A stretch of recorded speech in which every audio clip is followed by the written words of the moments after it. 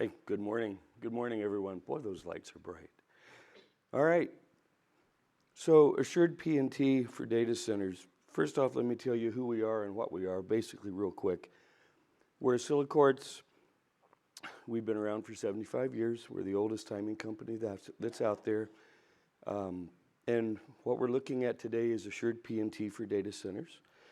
So, if you go back in time, back to February 2020, the federal government released an executive order that addressed the use of GPS in the timing for all of the infrastructure that we have.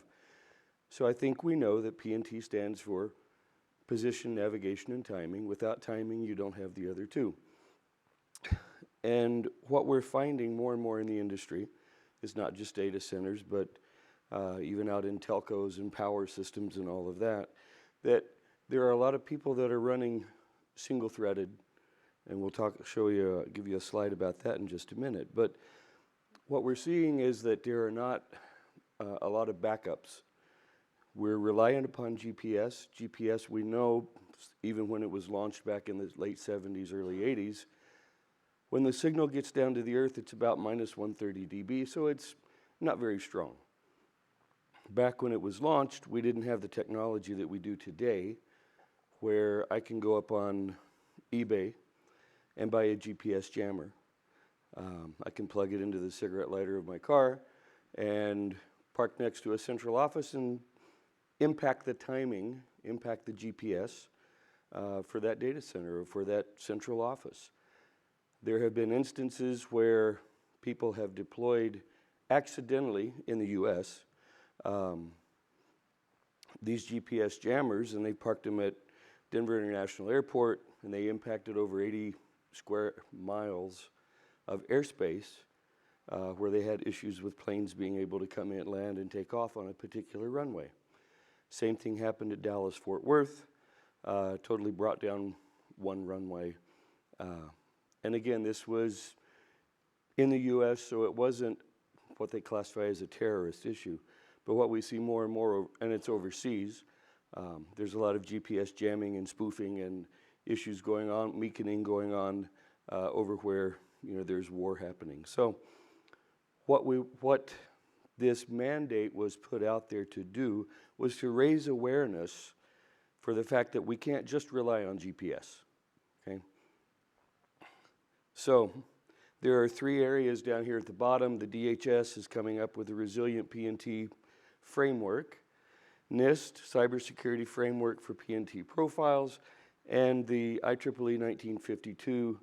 They're actually setting some guidelines up, and we know IEEE works really fast, so we could probably see that here in a couple of years. So historical warning signs. I'm not going to stand up here and say the sky is falling, but you've been warned, we've been talked about, that without a backup to your GPS system, you could have problems in the data center, especially with packets, with timing, with keeping everything all synchronized. So I just put a couple of examples. The Titanic, right? Not supposed to be able to be sunk. The pilot of the ship ignored the warnings of the icebergs, and we see what happened. The Challenger, many warnings, issues, alerts about the O-ring seals, and we see what happened there. And then not too long ago, a single source software provider, CrowdStrike, so I kind of use a single source as like GPS, right? So they rolled out a software update, and I think we all know, and you can read what happened there. Brought down America, Delta, Allegiant, financial systems, banks, over $5 billion with a big B, dollars in losses. So this is what can happen if we ignore history. Are the threats real? I've already talked about that.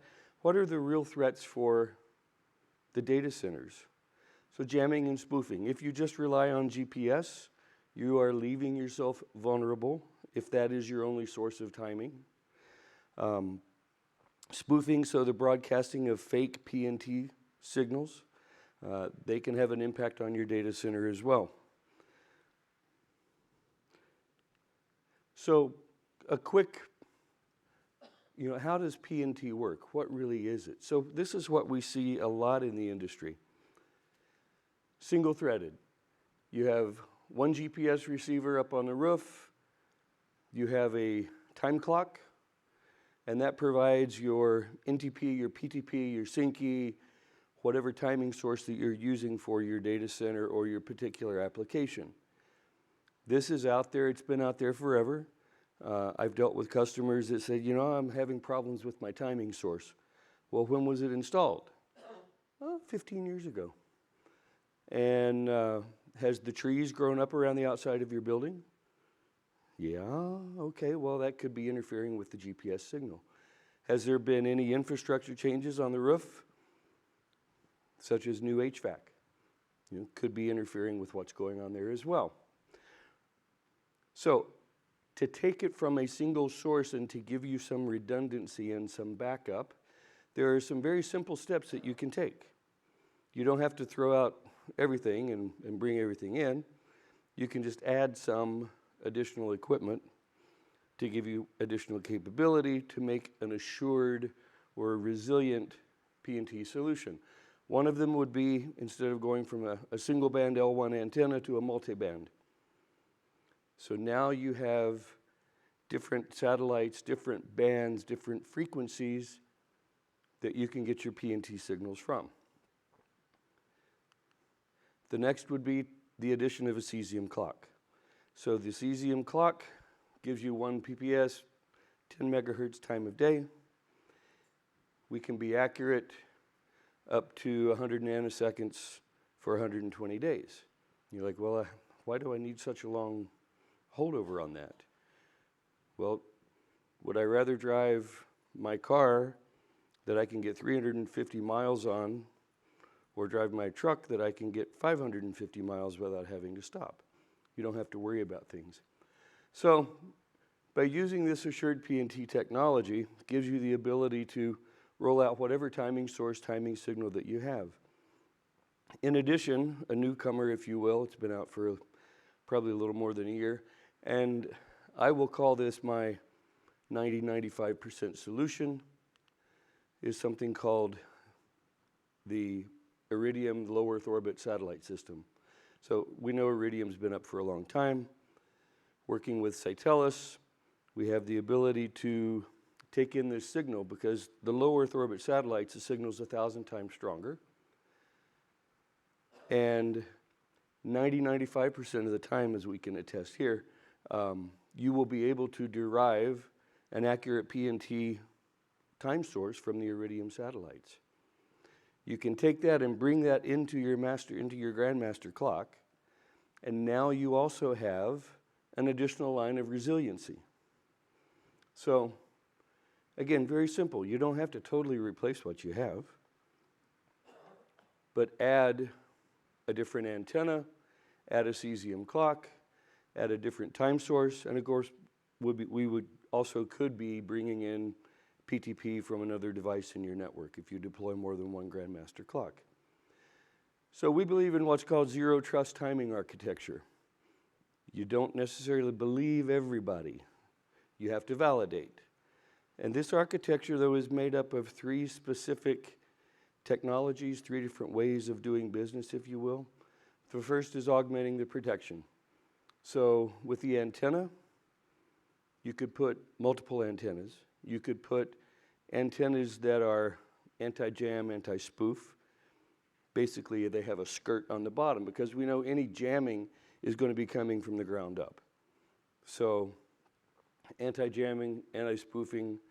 You have a receiver that is able to detect if there is an issue with that. So you start with the antenna, you have a intelligent receiver, and then you can detect with the detection layer. GNSS and the cesium will take over, and you can extend the holdover with the backup. The second part of this is the multi-source backup. So again, the more inputs that you have, the more timing sources that you have, the more resilient you're going to be. the more survivable you're going to be in case there is an issue. And we bring this up because think about the hurricanes that we had on the East Coast recently, right? You had antennas, you had data centers, you had issues because it took the antennas off the roof. With a multi-source input and the ability to have a receiver that handles these multi-source inputs and provides AI to determine which is the best timing source, then you have a resilient solution. So what does it look like at work? So again, starting on the left side, apparently this is supposed to have a, that's all right, you can read it. You have your GPS, GNSS source, so that's your primary timing. You have a device and a network that has multi-layer detection, so you have the ability to detect if you're being jammed or you're being spoofed. Very important, and that's the software, that's the intelligence. Then you have your network multi-source backup. So again, that can be part of the optical cesium clock, PTP network feeds, low Earth orbit PNT signals, and there are other solutions that are out there that you can bring in to provide you the assurance and the resiliency to keep your data center up and alive. And last but not least is the intelligent management. So the management software that can go in and report on any and all of the timing sources that you're using.